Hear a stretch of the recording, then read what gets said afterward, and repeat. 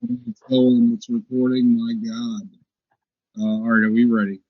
I'm ready. All right. Hi, everybody. It's Movie the Podcast.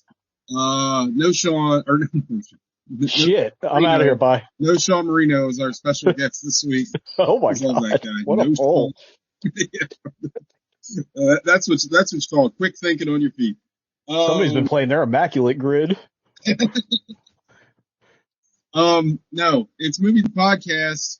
It's just Sean and TJ. It's the Summer of Movies returns. Yeah, it's the artsy fartsy indie film watching liberals, blue haired, transvestigated members of the show. Oh. I'd love to be transvestigated. I feel pretty. You're very pretty. Come on now. Thanks. I feel like you're too manly to be transvestigated. You're part of the song. What's that? What's that fucking? Your stance. You have too much of the the wide stance, my guy. You're saying Gog should be transvestigated? No. I feel like Gogs or Alec or both watched at least 5 minutes of this movie and was like, you know what? I got other stuff to do. Oh, without a doubt. And Alec, you know I'm having a hard time finding time to watch movies in between watching the 6 other Lifetime movies I'm already committed to. I'm watching my Amish Doctor Rape My Mom Part 3 or whatever. My measuring tape ghost is my stepdad. Yeah, I mean, those things are Chuck Tingle books. I'm sorry. Or that other guy. Quan Mills. I love Quan Mills. Quan Mills is even funnier now. I don't know if you follow him on TikTok, but he's like, has an account and he posts all the time. And he's like, I don't know what I expected him to be, but he's exactly what you think. He's like perfect. Very funny, and he's like his like affectation is perfect. Like the guy's amazing. Like, just keep, you know what? I'll give him a pass because he uses AI artwork for his covers, but it's fine. Just keep going. It's amazing. Though I will say that the original run of his books that I got exposed to that had like the photoshops, those were almost. I feel like those were better because they were. Well, those are like oh fuck, why can't I think of his name? Double Down. What the fuck is the director's name? Neil Breen. Oh, Neil Breen. It's like Neil Breen type art, and now I guess it's cheaper and faster, but yeah, not as charming. Anyway, it's Sean and TJ, the artsy fartsy indie film losers. We're gonna be talking about books that y'all hate, and yeah, we're gonna break a cardinal rule of this show. I have a feeling we're gonna talk about a book a lot in this show. I feel like we watched. Go ahead. Nate should be on this if we're going to talk about books. We should have invited Nate. Oh well. That would have been a good Send him the invite, see if he's doing anything. Yeah, I'll do that right now. Actually. Okay. Anyway, what was I saying? So we watched Breakfast of Champions, based on a book by Kurt Vonnegut. Unfortunately, he was alive to see this awful production made. I'd love to know what he thought of the movie. Anyway, it stars Bruce Willis and what's his name, Nick Nolte. Yeah. And what was the thread? Well, who was the connecting fiber to Howard the Duck? Oh, it was one of the little people that's in the Howard suit is in this movie. Oh no shit. Yeah. But I will say I'm gonna bury the lead. I hated this movie. Like a lot. Like I think me and Sean were talking analog, and I think you said, Sean, it took you like, you had to like sit through it a couple of times, right? Like you didn't. Yeah, I felt like I was fighting the movie. Yes. You know what I mean? I was in some intractable war with the movie. I know exactly what you mean. And you know what? It's the worst kind of movie because like within like 5 minutes, I'm like, oh no. Yeah. Oh, you know what I mean? Like it just feels. I didn't. It feels like, and we'll get into it in the review, kinda, but it feels like somebody made a movie based on the book. If the only thing they knew about the book was somebody loosely explaining the plot to them without the narration. I'm going to bring this up a lot because I feel like it's an apt comparison. This feels like a Zack Snyder adaptation, right? Yeah. Because also for everybody at home, I hated this movie so much. I was like, well, what's the book like? Because I needed to know. Because you needed to know how disappointed to be. Because I know you're familiar with Vonnegut, but you're not like deep in his lore. Well, Yeah. yeah, I read Slaughterhouse-Five. I think everybody has. And Yeah. I've read a collection of his short stories. I forget what that was called. I think he has a few. But Yeah. I really like Vonnegut. I think his writing style is just super unique. And I think like this is probably not breaking any new like criticism of his work or analyzation of his work. I feel like his like meta contextual stuff, like I feel like everybody kind of borrowed from him. Like I don't know Oh, if I shamelessly stole from him. well, yeah, I know you did, and I love your work too. Not to glaze you too, but I Yeah. read another book. Subsequent. But the thing is, and we were talking about it offline, Vonnegut is one of the few writers that seems to understand that the point of telling a story is to entertain somebody. Yeah, agreed.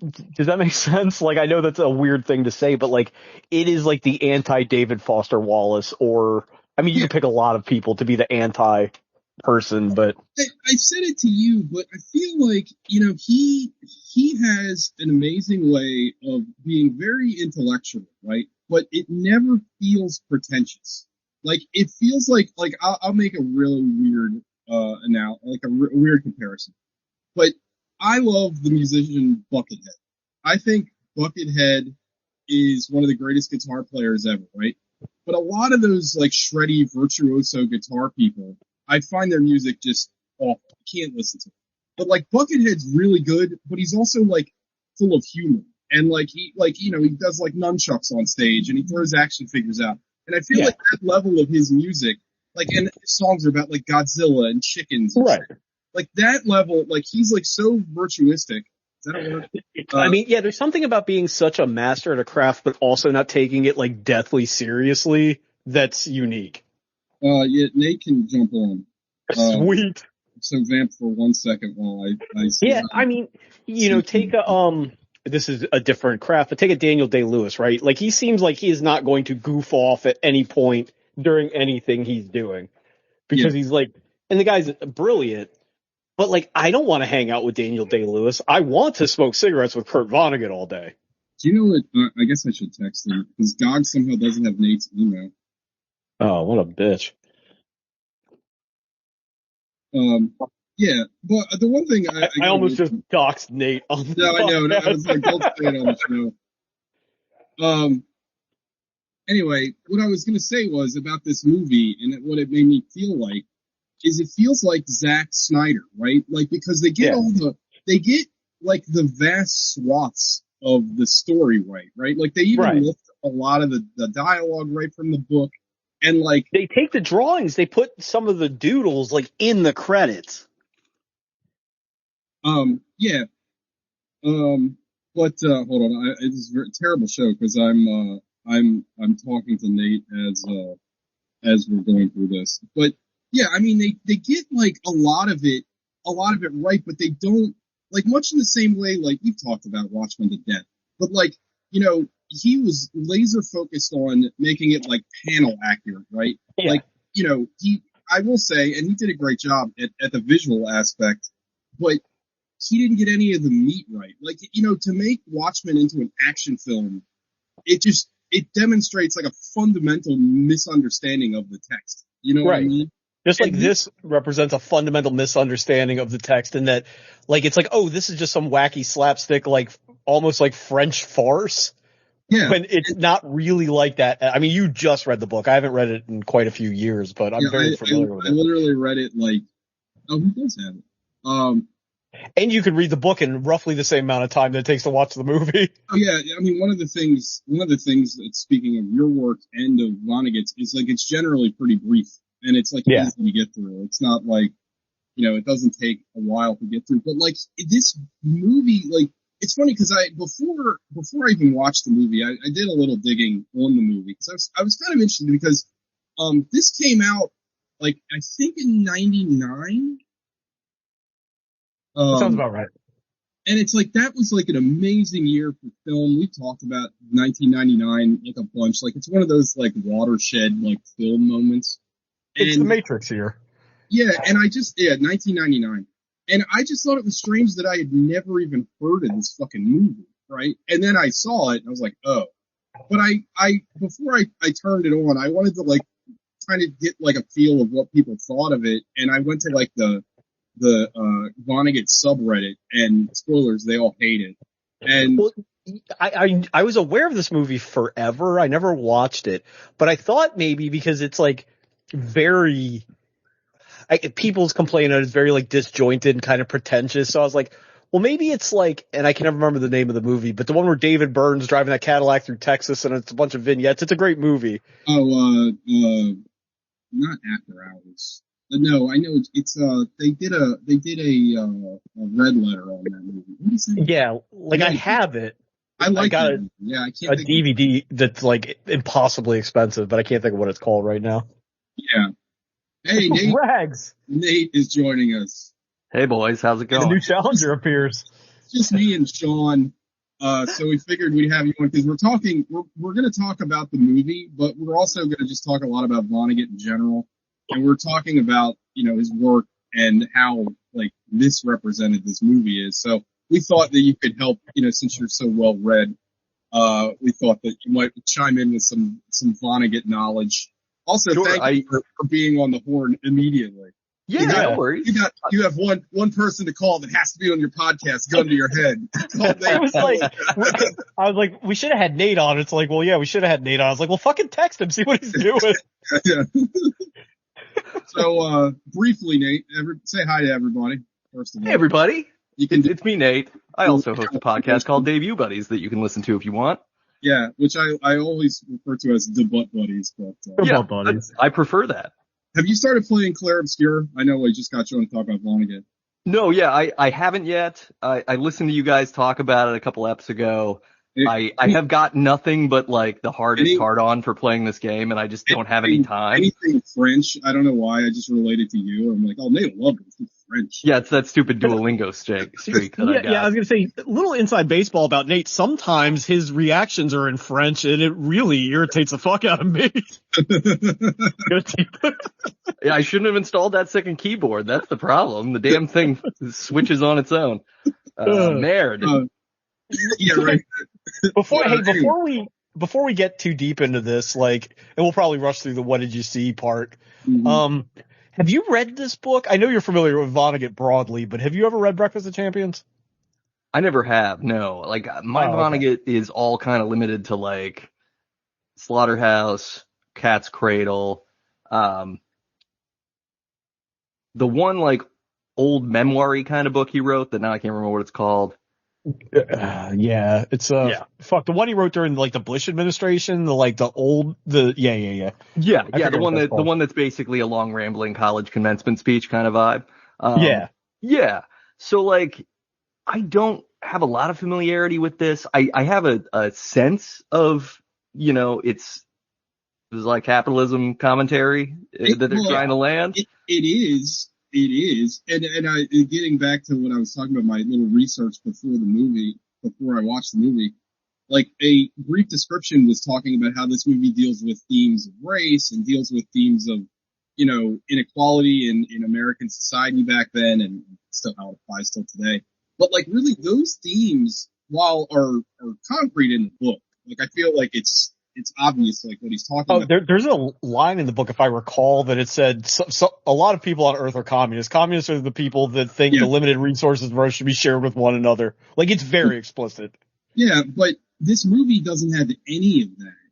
And I mean, I feel like it's so misguided that it's like you said before, Sean, it's like a farce, and it doesn't.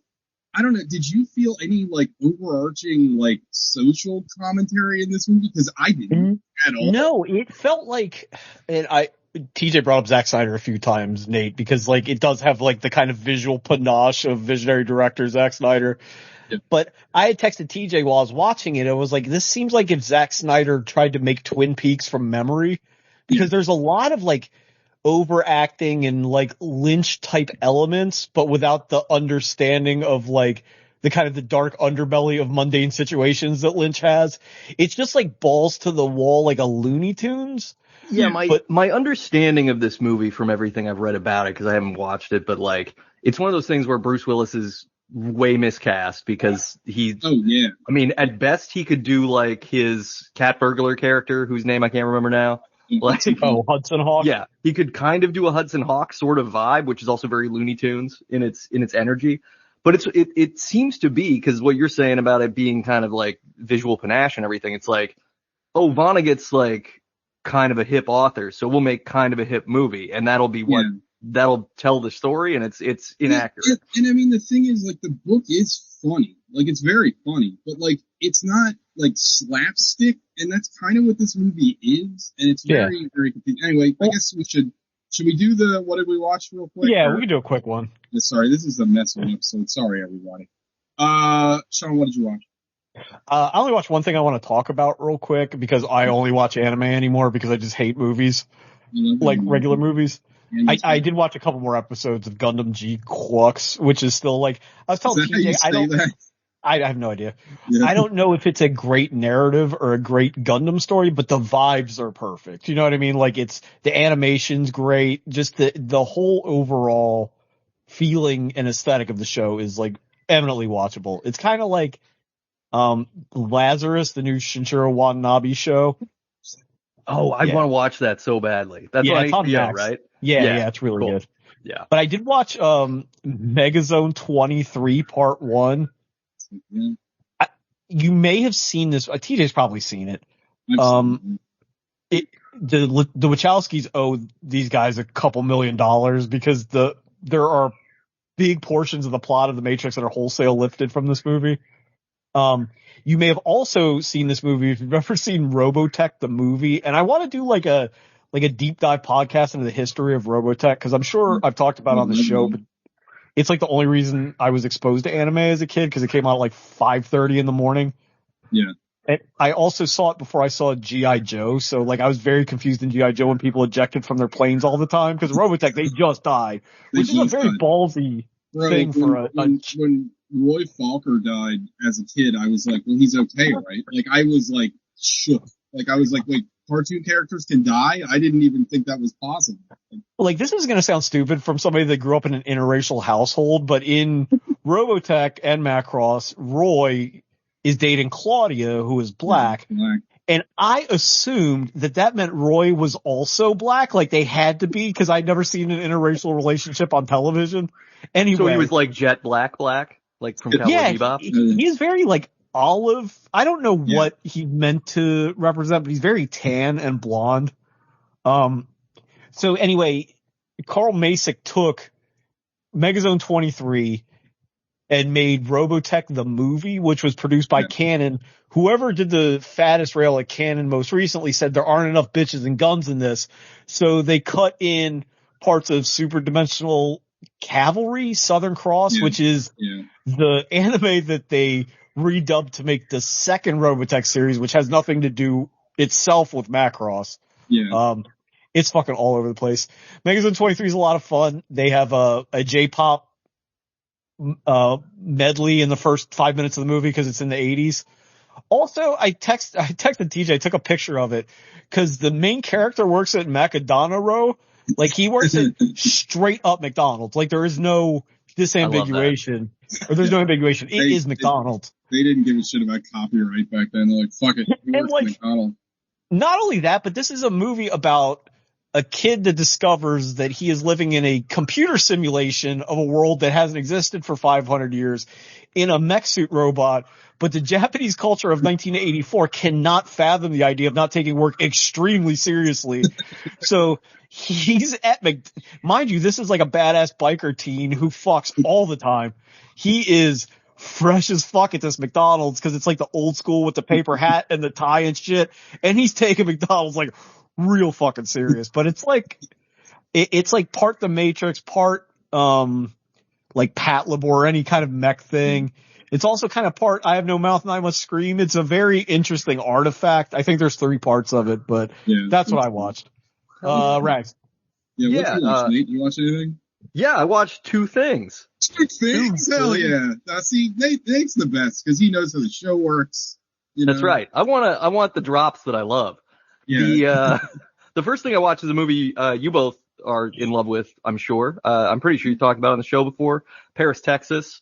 I love that movie. This was finally a first watch, but really phenomenal. Like, talk about amazing is that final scene, that final conversation. It just just destroys you.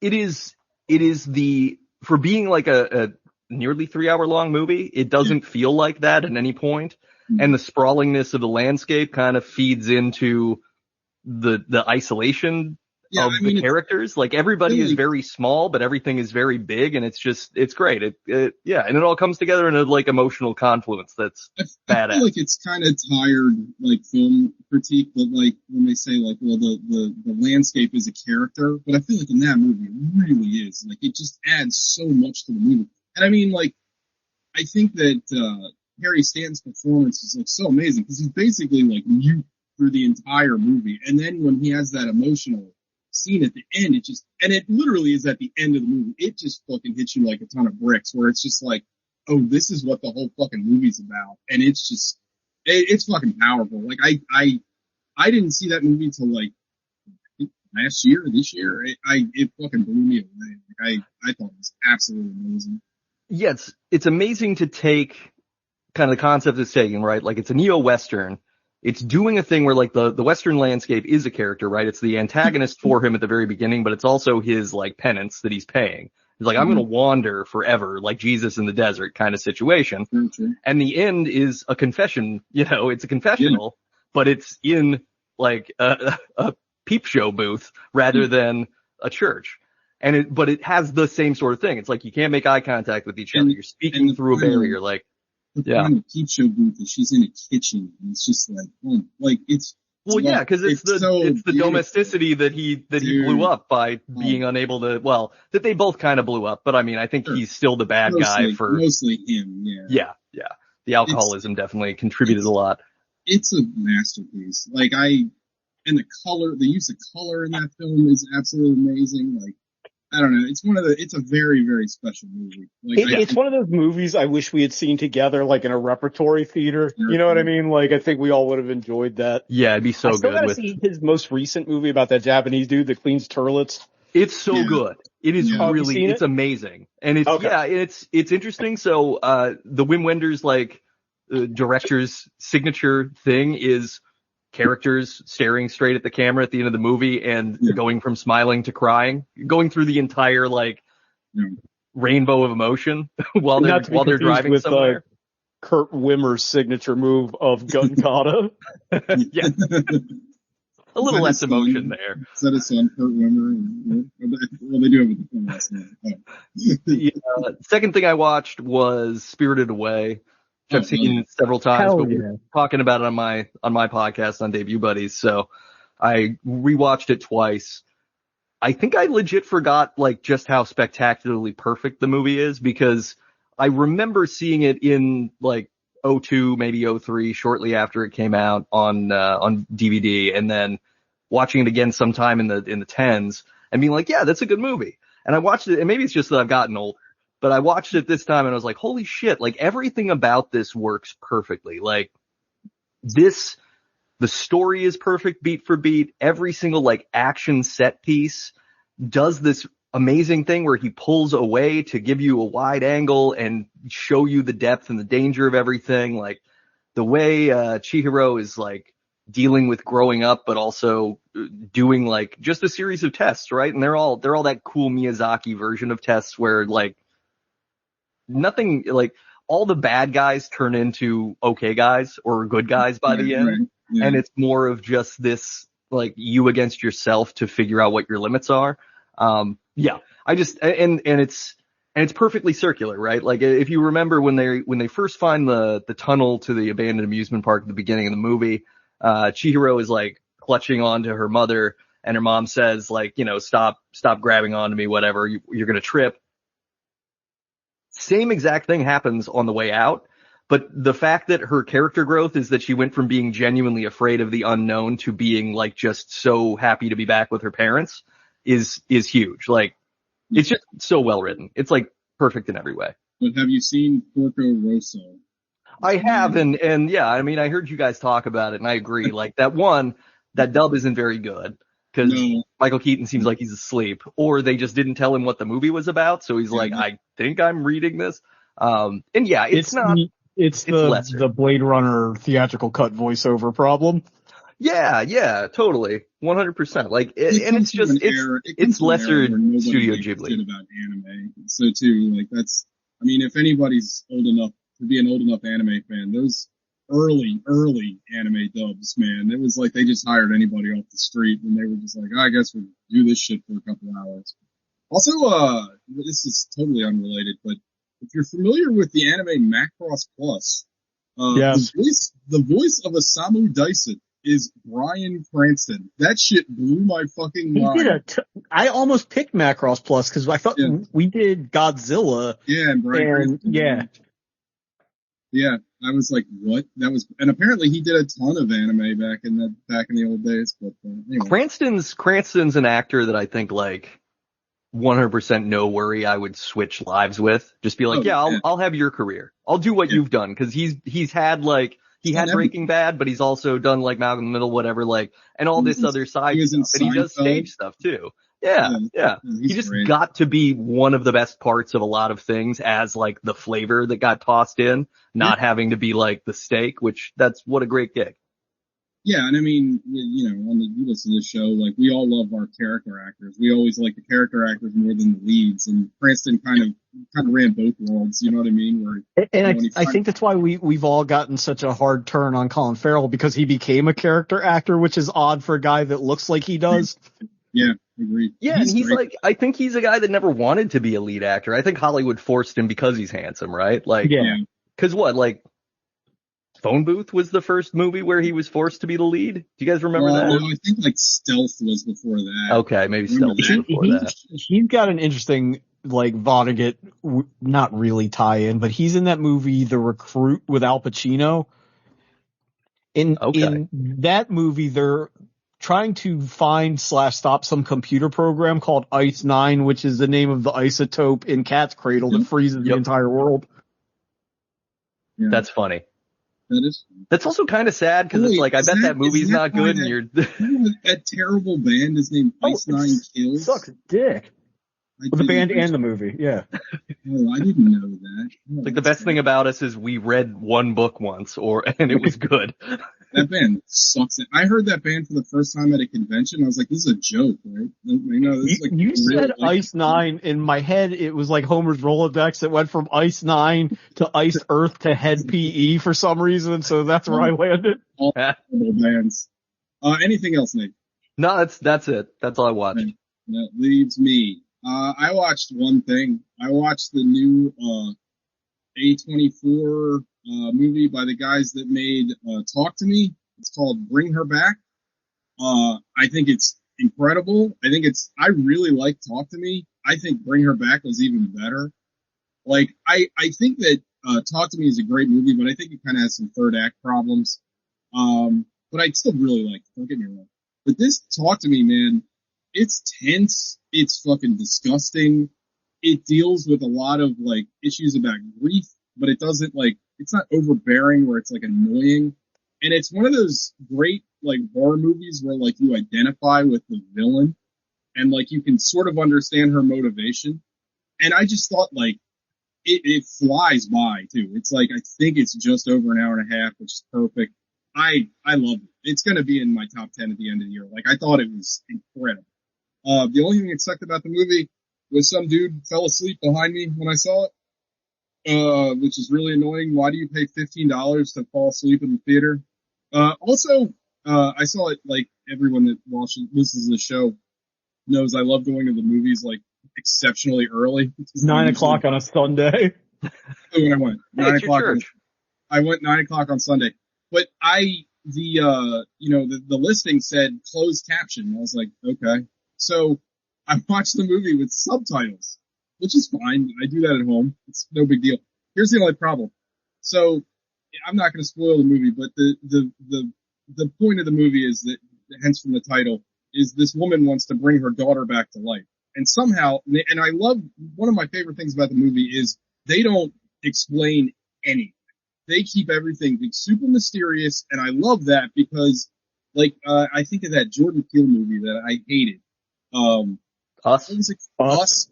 Us, like, could have been cool if you cut out, like, when they show how there's, like, a mirror, like, version of Earth underground and everybody's, like, walking just like the people above. Like, that shit was stupid. Like, if you just took all that out and you didn't explain this, like, mirror Earth, like, theory thing, it kind of ruined the movie for me.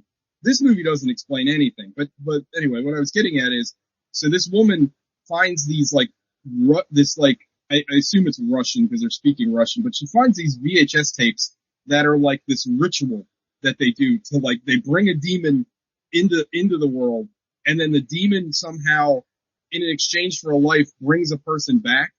And she watches these tapes. And the tapes are great. Like, the way they shoot the VHS tapes in this ritual is, like, really gross, and, like, it feels very, like, visceral. And however they shot it, it looks great. Like, it looks like the best version of, like, a found footage movie. Like, cause they only have to focus on it for very, very tiny little segments. So it's cool because it never, like, breaks immersion. It feels very real. It feels very lived in.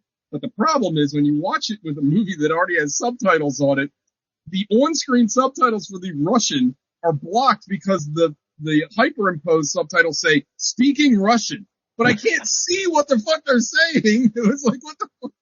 It's very annoying. But I forget what I was watching recently, but they're speaking Spanish and the subtitle is speaking foreign language. It's like, bro, it's Spanish. It's like the one foreign language people can identify. Also, these guys are Mexican gang members. Yeah. But anyway, Bring Her Back was great. I highly recommend it. It's really good. Like, people love it, and I can see why. Like, I think this movie, like, this is one of those that's going to stick around forever. And these two guys, they're Australian. They were, like, prank YouTubers. Like, that's how they got famous. And, like, they're wonderful. Like, whatever they make next, I'm in, because they have made two absolute bangers. And, like, as negative as we all get about, like, the state of movies nowadays, like, it feels like there's a lot of people that are, like, making, like, their first and second movies that are just coming out with, like, really strong films. Like, you know, we talked about, I think her name's Rose Glass, the director of Saint Maud. Like, then she made Love Lies Bleeding, which I thought was fucking incredible.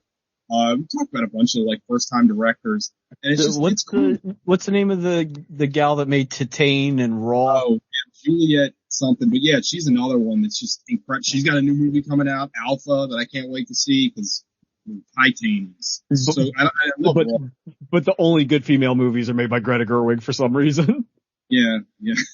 I sent Sean a TikTok list with, like, great female filmmakers, and they put Greta Gerwig on the list 3 times. It's like, yeah, I like 5 slides. That's bold.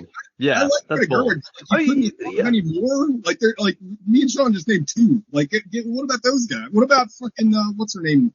That made I Was Never Really Here, Lynn Ramsey. She's great. Yeah. What about fucking Catherine Bigelow? Like, I guess she can go fuck herself. Great. Yeah. Like I don't know. I guess it was so bad that they put the. It was so bad that they put the Wachowski sisters on there for The Matrix, and it's like, wow. I don't want to be this guy, but technically. Well, and also just, yeah, I mean, they're like Catherine Bigelow's in there. I think the problem is anybody who makes those articles gets paid like $15 for each one that they do. Like, all those content, like, foreign shits are like that. Well, also, like, if you, like, the Wachowskis, like, technically, all the bad matrices were after they transitioned. So I don't know what that says about them. I have warmed up to the Matrix sequels over the years. I don't know what the last Not one. The 4th one. Oh my God. I don't know. I have one more thing that I forgot to mention, and please, go ahead. I know you'll like it because I saw Friendship. Oh, I love that. Yeah, and I talked about that last week. Yeah, and it was great. It was hilarious. It ruled. It was a real trip. The thing that was funny, because you mentioned that you had a guy fall asleep behind you in the theater for this showing. The guy who sat directly to my left was playing Kim Robinson's character from the movie. Like, he came in and started talking to me as if I was saving the seat for someone, and apologized that it was his seat. And then he proceeded to talk to me throughout the movie. and then apologize for doing so. But the kicker is nightmare, dude. I would have moved. The kicker is Jenny and I leave the movie after it's over, and we like take our time. Dude waits by the escalator and is like, "Hey, you guys were in friendship. Yeah, wasn't that wild?" And I'm like, yes, it was. You sat next to me. Go away. It was something else. He got his mom's cutlass at the end, and she's like, "Did you make a friend today, dear?" And he's like, "Not today, Mom." I mean, the friendship, man, let's talk about that for a second. Didn't you feel that, like, I think I said it in my little review, but there was, like, an underlining kind of darkness to that movie, but it never bubbled up to the surface. But there was something, like, uneasy about that whole movie that I loved. Like, there was, like, a tension in the film that... Yeah, it has existential dread in it, in, like, the pure way of, like, okay, this guy's, like, wife is definitely cheating on him, and she almost died, but she didn't, and now she's fucking her ex, and there's no buts about that. And scene towards the end of the movie where, like, she gets brought back, and they have, like, everybody do a speech, and, like, I assume that... Did they ever say that if that's the ex, the one in the fire? Yeah, I mean, I checked the IMDb. That is the guy. It's my girl and all. It's just like so fucking awkward. But it's also like Tim Robinson's character works for a company that's job is to make predatory, addictive apps. Right. Like that's all his job is. And he's like, we just try to make apps that people can't stop using. Yeah. Yeah. Oh my God. What a great movie. Also, like that movie had me from the very beginning because like, one of the opening scenes is Tim Robinson, like, filling his coffee cup too much, and then he's, like, holding it, like, very carefully so he doesn't spill it. It's such and you said Tim Robinson didn't write the movie? No, but, man, it feels like he did. Like, it's very, like, maybe he did, like, a punch-up on the script, because it feels so much like his humor. Like, he had to be involved somewhat, because, like, the sudden outburst stuff that's very his style. And then also just like the quiet weirdness too, where it's, he's, I don't know. He just, he is simmering with this weird suburban white male rage that he can't even, like the movie doesn't even bother with. It's not like he goes on some sort of rampage or anything. He just kind of like never boils over, but you see like the frothy bubbles like coming out of the top. Yeah, exactly. Yeah. Also, there's a really great cameo by Connor O'Malley, who I also think is absolutely hilarious. So, like, it was funny to see him pop up I was waiting for him to say that it was in his Q zone, because that's one of my favorite. I think you should leave sketches. Anyway, all right, I guess we should get into the movie. Nate, I know you had to leave, but you can stick around if you'd like. Stick around. I'll stick for a few. I can talk Vonnegut briefly more. Like, I don't know. Whatever you guys are into. Nate, I'll run this down as briefly as possible because there's the movie, despite being 7 hours long and constantly propulsive, nothing really happens. So the basic plot of the movie is the basic plot of the book about Dwayne Hoover, who is a Pontiac car dealership owner in Midland City, which is meant to be somewhere in Ohio, possibly Indiana, somewhere in the flyover. Vonnegut was from Indiana, right? Correct. Mm-hmm. He has a homosexual son who plays piano at a Holiday Inn. They never really, like, okay, so I'm glad you brought that up. So that character is pretty funny in the book. Yeah. But, like, he is an afterthought in this movie. It's weird. It feels like it's made in the 80s because it feels like his femininity and homosexuality is there as a point of mockery. Yeah, absolutely. In the movie, where in the book, it's, at some point, Dwayne realizes that it's okay. This is just how he was, I want to say programmed, because there's something about everybody in the world being a machine. Yeah. So it's just Bruce Willis going crazy over the course of a day, which there's a science fiction writer, Kilgore Trout, who's also in Slaughterhouse-5 and some of his other work, who is he's my favorite Vonnegut character. Yeah, and he's meant to be like a self-deprecating Vonnegut stand-in. Yeah. Like he's this science fiction writer that only gets published in porno magazines, and like he doesn't realize he has a fan. And he's written this one book where the plot is everybody on Earth is some kind of robot except for you, the reader, who's the only person on Earth with free will. Yeah. So Dwayne reads that book and is convinced that he is the person with free will. There is a young black guy named Wayne Hubler. Okay, in the movie. So that character in the movie, why is he even in this movie? Because, well, honestly, again, I just read the book.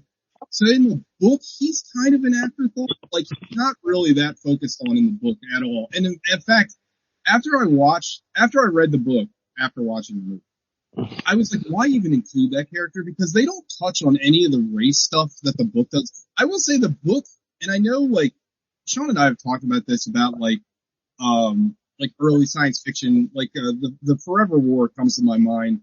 It's not a race, but, like, the Forever War has, like, a weirdly progressive sense about gayness, but it also is, like, kind of homophobic. It's weird. The book felt, like, kind of racist, but I kind of understand where he was coming. Well, in the book, you're meant to kind of see the people in the book through the lens of Dwayne Hoover.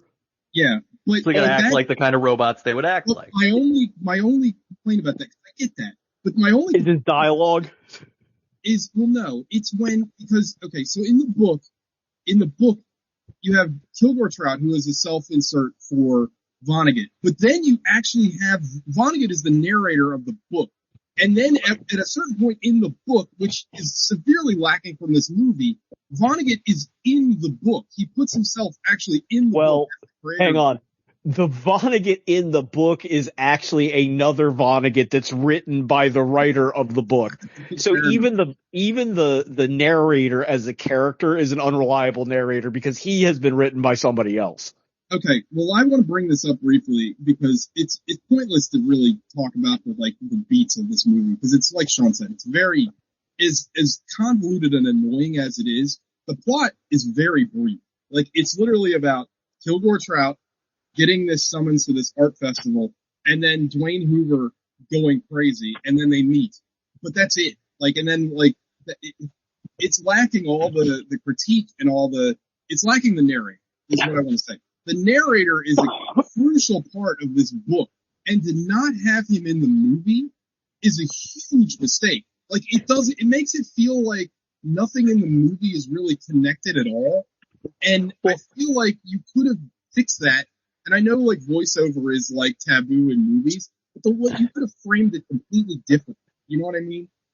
Yeah, but, like, I mean, you could do an epistolary thing. You could have the narrator just being somebody on the phone talking about stuff, like, because the book is structured as such where the narrator is writing to, like, an audience who's unfamiliar with Earth or humanity as a concept, or somebody that's, like, thousands of years in the future. You know what I mean? And, like, every other paragraph is an aside by the narrator on, like, so there's a line that always sticks with me where it's like, Dwayne Hoover went to such and such high school. It was named after a slave owner who was the highest philosophical authority on freedom. You know, like, it's all shit like that. Well, and, like, stuff like, it's just like, he wore ladies' underpants. Ladies' underpants look like this, and it's literally a drawing of underpants. Like, it's right. Or, like, even, you know, again, through the prism of kind of like society. And you kind of touched on it being progressive, but also still kind of weird, like Joe Hadelman. Vonnegut's like a very progressive thinking individual. He was also born in like 1920. Yeah, so, I mean, I'm not saying that, like, I get what he was going for, but I'm not saying in my 2025 eyes that, like, some of the stuff is like, if I remember correctly, and TJ, correct me because you just read it, there's a line in the book that's something like, somebody or the narrator directly calls Wayne Hubler the N-word, and he said, this is what they call black people. Oh, like, yeah. And, like, if you understand that it's meant to be satirical or that it's meant to be a commentary on how people are treated, because a lot of the commentary around Wayne Hubler is like he's constantly being caged, like he's constantly being locked up, and Wayne Hubler is meant to draw like a direct parallel to Dwayne Hoover because their names are so similar and they're from the same place. It's just that one's black and one's not, so one has all these advantages and the other doesn't. Yeah. And something I don't think the movie mentions, but is a part of the book, and I had to go back and look it up because I'm like, I'm pretty sure I remember this, is that they originally their families had the same name because either Dwayne's family owned Wayne's family or Wayne's family owned the land that Dwayne's family is from, but they changed it to Hoover to not be associated with the black community in the town.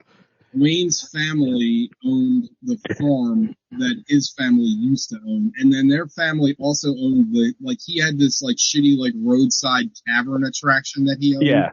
And that was also related to the plantation that Hoover's family was from. So there's a mirror. It's a mirror thing. And again, I know what he's going for. I'm just saying that reading it and how it's a little awkward, and he's free use of the N-word a lot. Again, I get it. I understand it, but I can't lie and say that my current sensibilities are no, I get that for sure. Yeah, and the thing is it's also okay. It sounds to me like this movie doesn't the movie doesn't touch on any of this. The movie doesn't have the capacity to handle the level of sort of not just satire, but sort of philosophical reckoning that Vonnegut is trying to do with the book, right? If the movie's trying to be hey, this is a movie with a story, well, Vonnegut's books don't always have a story. They are sometimes a tapestry of events that when you look at them, you go, oh, fuck. We're all very robotic in the way that we do the same shit all the time that doesn't make any sense. And look at all the other stupid shit that we have allowed to sort of enter into our zeitgeist, right? It's exactly that, yeah. So yeah, trying to make this into a movie seems like that was the first fail. Was we can make a movie that's funny. It's it's not funny. Vonnegut's books aren't funny. Vonnegut's funny. He's witty. The movie is totally divorced from the context of the commentary. The book, like Cat's Cradle, Slaughterhouse-Five, pretty much anything he's ever written is a lot of him kind of working through his trauma. To wit, Bunny, who is Dwayne's son, who's the gay piano player, his mother committed suicide, and at some point in the book, the narrator's Bunny didn't realize his mom was batshit crazy until she drank a bunch of Drano, or something like my mom was the same way. The narrator says that. Yeah, no, he does. He says, he talks explicitly about himself, it's interesting. But that doesn't really come across in the movie because I fought so hard to pay attention to this movie and I was fucking dying that Dwayne's wife is a ghost in the movie? Well, she's alive. I don't know. Because by the end of the movie, so in the beginning of the movie, it's illustrated his wife is dead or not there because Wayne is seeing her in places where she clearly not is and hearing her and stuff. But by the end reverse Sixth Sense. Right. But by the end of the movie, they're all together and I guess that could be another delusional fantasy, but Bunny is there. And that it was so confusing. I was what is this? And we haven't even gotten into Kilgore Trout because there's a part in the book where Kilgore meets Vonnegut and he asks him to make him young and all this crap. But in the movie, they illustrate, I guess they're trying to illustrate that same event in a different light by having Kilgore Trout walk through a mirror and turn into a baby. What the fuck is that? I just am so lost. I was what are they doing? But to go back real quick to Nate's point about how Vonnegut's stories, or at least specifically this story, it was a series of vignettes basically that kind of formed a tapestry that came together for the whole book, right? It reminded me, as I was reading the book, because keep in mind, I read the book after I saw the movie. So I was, in my head, I was well, how do you make this work? And the only cinematic thing I could think of that worked really well is we're all familiar with the movie Magnolia, right? Remember how that movie opened where there was little tiny segments where it's and this happened and this unfortunate event caused this and this. You could do stuff like that. I don't. Yeah. Look at Pulp Fiction. Yeah, Pulp Fiction. There's in this movie's giant fault is there's no context for anything that you're seeing, right? Even Wayne. The first time you see Wayne, he's got a gun in his mouth and he's suicidal. But it's described how Wayne is he's got bad chemicals, right? He's constantly barraged by the world around him and feels I took the Wayne in the book as a guy that's so privileged, there's nothing else left for him in life. And he just he's trying to make his own drama for himself. You know what I Did mean? they try to like American Beauty this movie? Is that the problem? I mean, kind of. It also came out the same year as American Beauty. Yeah. The only way that this movie would make sense is if like almost if you saw it first person through his eyes, because like it's like ostensibly propelled by him, but like nothing is really happening. And like so in the book he has the guy is Harry LeSabre is his buddy. He's also named after Nick Nolte. Where he's like, I got over the fact that you were named after another car. A Buick. And he's a transvestite, like, and I'm not trying to, not use the correct nomenclature, but of the time he was a transvestite. And it's a relevant point in the book about like an exploration of queerness, but like in this, it's more just like Looney Tunes shit where. It's like you said about his gay son. Like, hey, isn't it funny that he's gay? Well, I mean, they never explicitly say he's gay in the movie, but I guess it's implied because he dresses funny and he plays piano. Well, that's 1999 though, right? Like we were in an era where it was like, oh, we all get it, so it's okay to make fun of this too. Yeah. Because we're laughing from a place of acceptance, but also like, it's funny, right? Like all of Friends was all that, and South Park, everything else. Like the book is like obsessed with class, and like it's there's not really much of that in the movie. Like I think in the book there's a part where it's like Bunny lived in Skid Row. Skid Row is a place where they make you live if you don't have any friends or people that care about you. Yeah.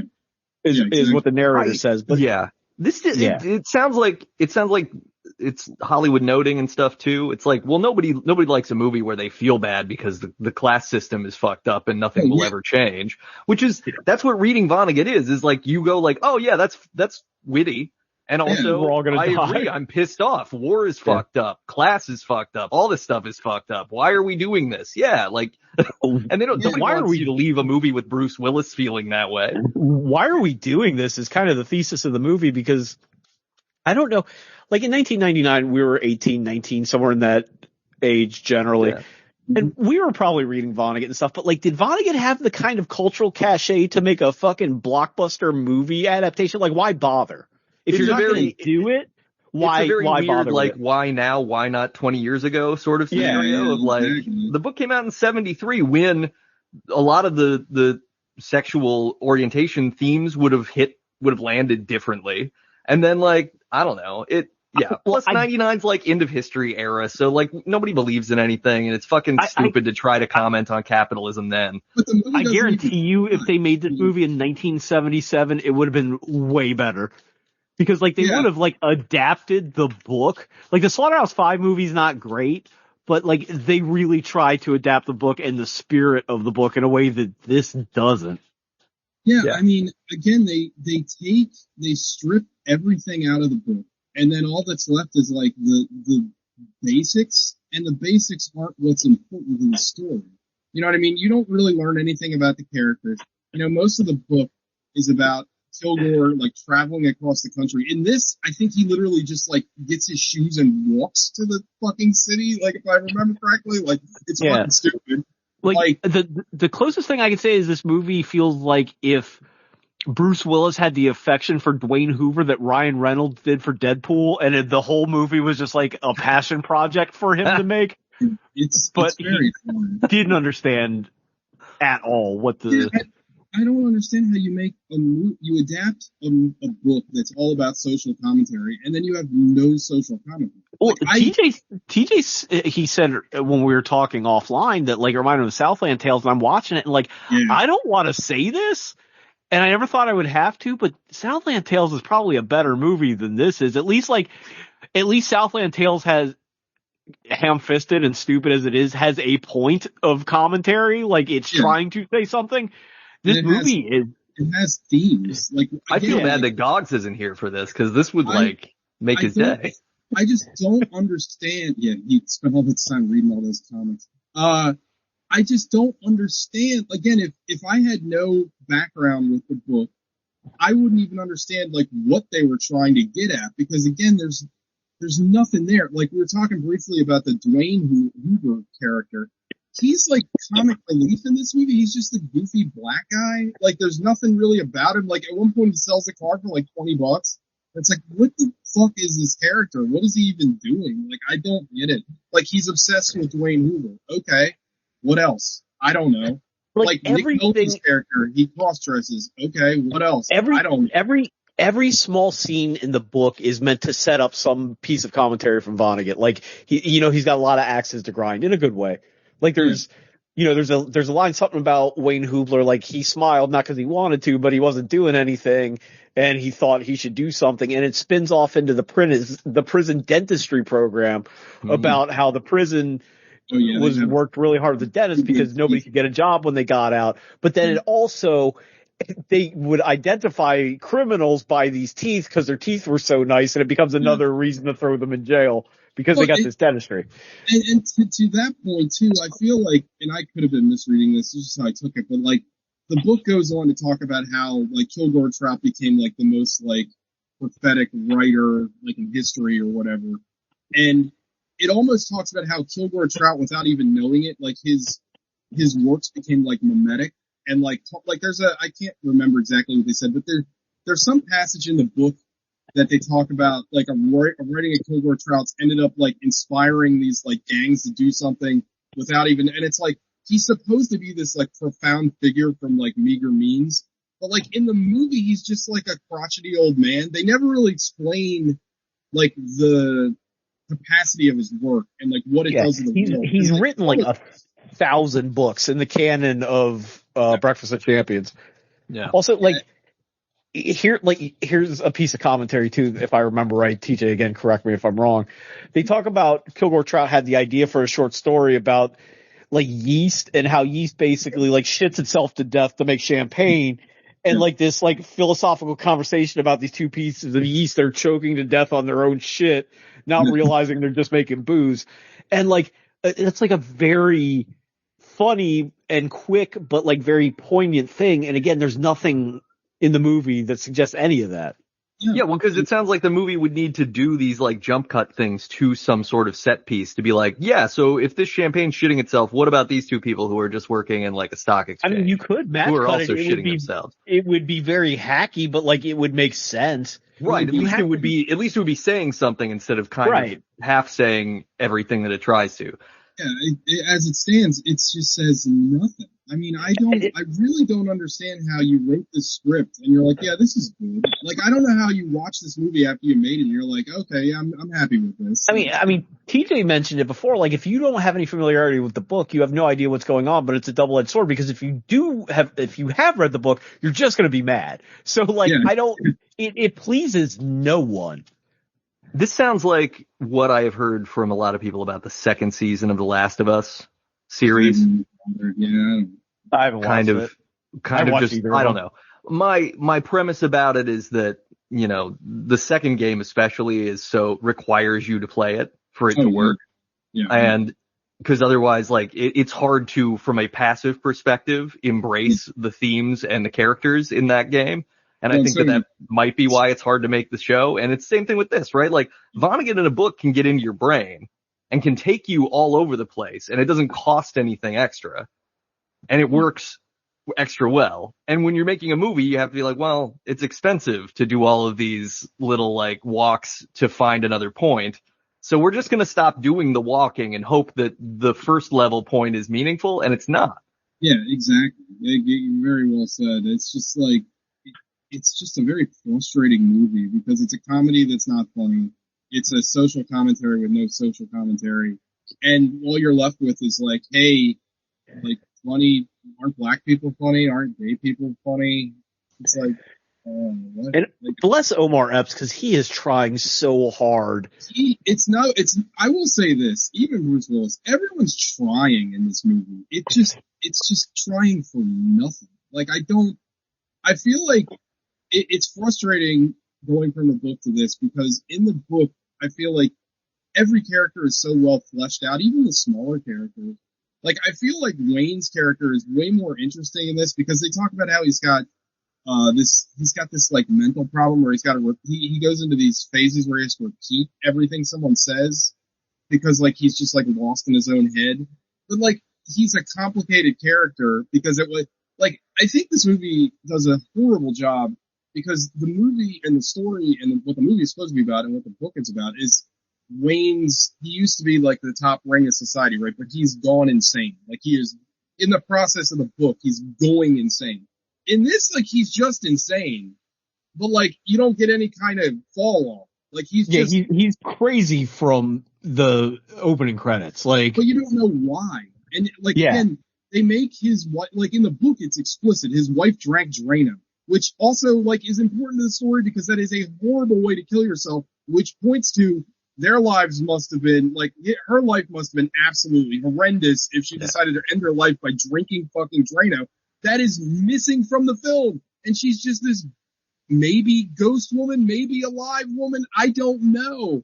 And also, like the book, there's like a ticking clock to when Kilgore and Wayne are going to meet. But in the Dwayne, excuse me. But in the movie, it's very confusing because Dwayne is the white guy and Wayne is the black guy. Yeah, it throws you off. But in this, there's nothing. Like they're just coming together, but like you don't know why you should care. You know what I mean? Like it's in the book, it's constantly like, well, when this happens, you know, in like I think in like the first chapter, like he says that Wayne is going to go on like a killing, well, not a killing spree, but like go on a rampage. Like you know that from the jump, and you're like, oh, ooh, like how's that going to happen? Like if anything, I don't know, like just the basics would be to start from the end and then go back. You know what I mean? Like that's a very popular trope in a film. Like do that. Give me some reason to stick to this movie because as it stands, it's like a very like silly version of Falling Down or something. Like I don't know. I was gonna say, it sounds like bad Falling Down. You know, and I'll kind of leave it alone after this because I know everybody's got stuff going on. But normally I hate meta shit and metatextual commentary, but Vonnegut's special and it works when he does it. Yeah. And in fact, it only works when he does it because every one of his books I can think of, with the exception of like Happy Birthday Wanda June, which is a play, and some of his like essays are narrator reliant. It is the point of the book is his voice and his commentary. And again, we've said it a million times, without any of that. I told TJ they needed to just hire Philip Seymour Hoffman or Ethan Hawke or somebody just to talk over the entire movie. They could have done that too, because the cast of this movie is fucking obnoxious. It's like tremendous. Bruce Willis, Albert Finney, Nick Nolte, Barbara Hershey, Glenn Headley, Lucas Haas, Omar Epps, Jesus, like Will Patton, Michael Jai White. Michael Jai White's in this movie? Yeah, he's in the limousine with that other guy. Oh, yeah. Michael Clark Duncan also in it. Yeah, like they spent a lot of money on the people. They should have done something like this. Needed to be an interesting movie that did the interesting that Vonnegut does. And it, I agree with you, Sean, completely. Like most of the snarky commentary people who have tried to ape Vonnegut are all garbage. Because you're like, no, you're not having original thoughts, for one, and two, the voice is cloying or obnoxious. Yeah. And Vonnegut's comes from this very sincere place of like, yeah, this guy's been through some shit, right? Like, Slaughterhouse is good because he's making a lot of commentaries and he's dragging you to a lot of weird places that if you're not like explicitly into genre stuff, you might go, oh, this is stupid. But because he's doing it the way he does it, you're like, fuck, this is about trauma. He was a guy that was on the ground for what I think was the largest conventional bombing operation in the history of the world, at least up until that point. And you know what? He came back a little fucked up. Like, I get it. And we talked about people aping Vonnegut, and I said before you got on here that I like liberally steal from Vonnegut. Like, but if you're going to steal from your favorite. You know what I mean? That's. Well, and the thing is knowing how to steal from him correctly. And I will say, like, I think you do. Like, all of your books do the smart stuff, but you don't like paint with a broad brush and lay it on thick. Yeah. And I think the problem that, you know, in this era, like in 99, the people who are writing a lot of Vonnegut style stuff and getting published are doing the like just sticky, like metatextual footnoted bullshit that makes it really obnoxious. I was saying to TJ, like, you know, you and I both, probably you to a better degree, because you're more prolific anyway. Like, and Vonnegut understand that, like, the point of a story is to entertain people, regardless of whatever other axes you have to grind, whatever commentary you need to get off your chest. The point is to entertain someone. It is entertainment, you know, as much, if not more so, than it is art. And like, you know, the David Foster Wallaces of the world, I don't think get that. And that's why I can't I can't get with a lot of that shit. Yeah, you gotta like take me somewhere, make me feel some stuff, and let me leave satisfied, even if I'm confused. Like that's the goal of any story. That's all you want. Goal I have during sex. Leave him satisfied but confused. Hell yeah. If I ever had sex. All right, I guess we should have the 5 knuckle shuffles. All right, I'll bounce since I don't have any way to read it. Based on just what we said. Oh, great. Okay. Yeah. So I go first. And your total unfamiliarity with the book and the film, please rate it. Yeah. I'm gonna give this a 2 because I feel like the 2 is the most disrespectful number on the scale. That's fair. Explain.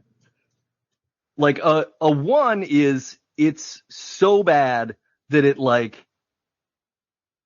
I don't know, it's so bad that it's almost entertainingly bad. Like it's bad enough that you go like, fuck, this is so bad I should leave. And from everything you said, it sounds like this movie was just enough that it was like, is it gonna do a thing? Is it gonna do a thing? And you spend the whole time getting like edged that way with absolutely no finish. So it's a bad 2. Fair. I like it. Pass the mic, please. Oh, TJ. It's gonna be God. I mean, I really want to give it a 0, but like we really rarely give out zeros. So I'm gonna give it a 1. But I can't tell you why. Like I guess just because I like Kurt Vonnegut, I'll just give it a pity 1. I hated this movie a lot, but like I feel like we talked a little bit about how if they made this movie in like the 70s, it would have been better. I think if you made this movie today, you could make it a lot better. I feel like this kind of like the story kind of has like an indie feel vibe, and I feel like if you made kind of a low budget, almost like mumblecore movie, you could make this movie.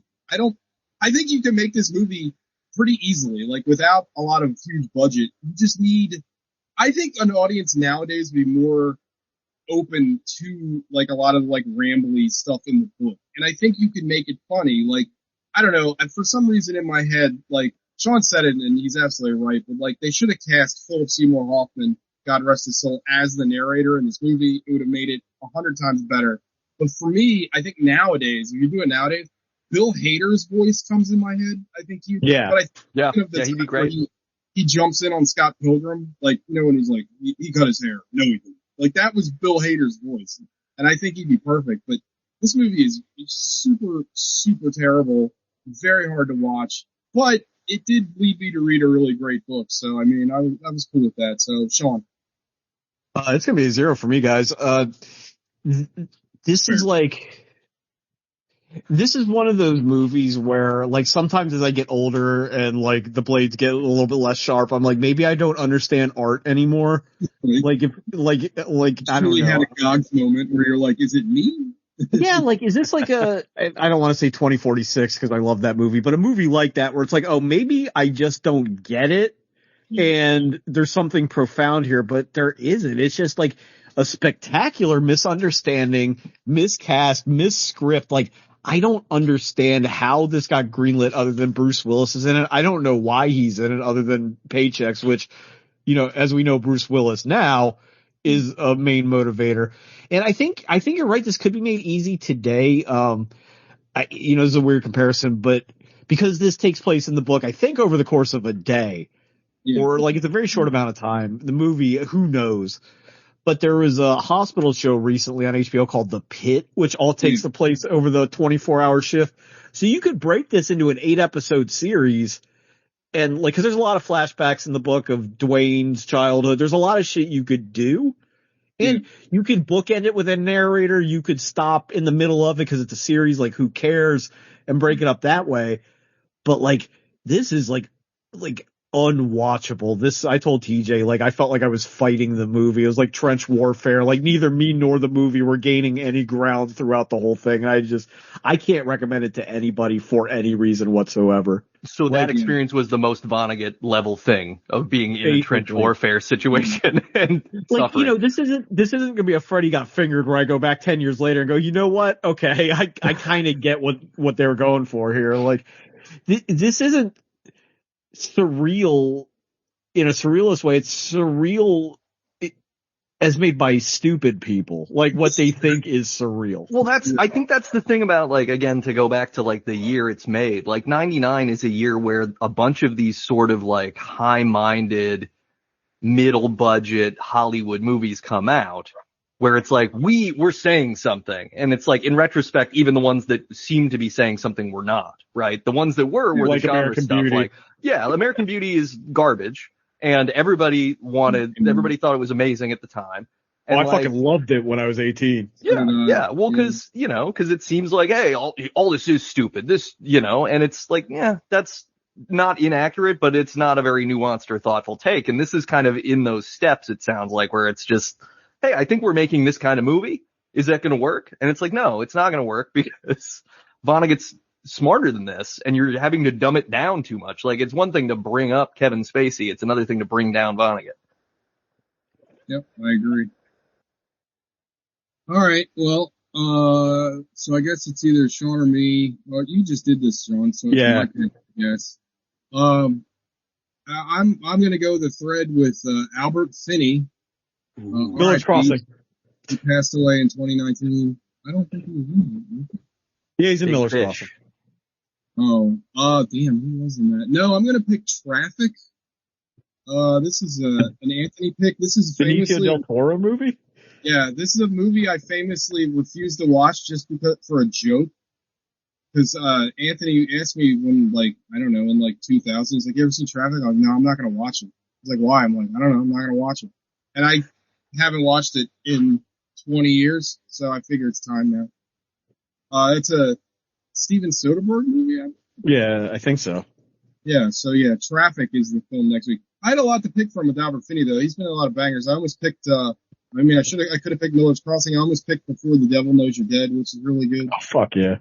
Speaking of Philip Seymour Hoffman, we're going with Traffic next week. So that's the show. Nate, thanks for joining us. Greg, thanks, man. Yeah, thanks for having me. Thanks for letting me try to talk like I knew what I was talking about, even though I didn't watch the movie or read the book. You always make it sound so fucking stupid when you're on here. That's why we don't have you on very often. Yeah, we sound like idiots. You can plug That's not true. Listen to Debut Buddies. We talk about similar stuff. Sometimes movies, other times when it's about firsts. So sometimes it's like, hey, this is the first XYZ, whatever. We're going to talk about that meme in the 2000s where you commented first in the comments. Oh, God. So that's going to be coming up. So get excited. Did you find out the first time that was ever done?